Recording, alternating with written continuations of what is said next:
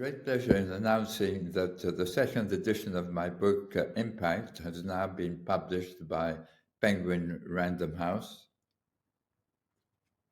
This edition covers developments since the first edition was published 5 years ago, including the birth of the $1 trillion sustainability-linked debt market and the arrival of full impact transparency on both environmental and social outcomes.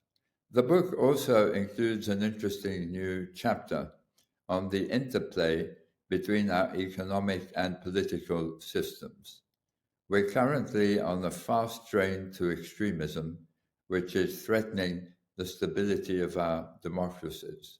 The book shows how we can get off that train and create a more equitable economy that generates both profits and impact to improve billions of lives.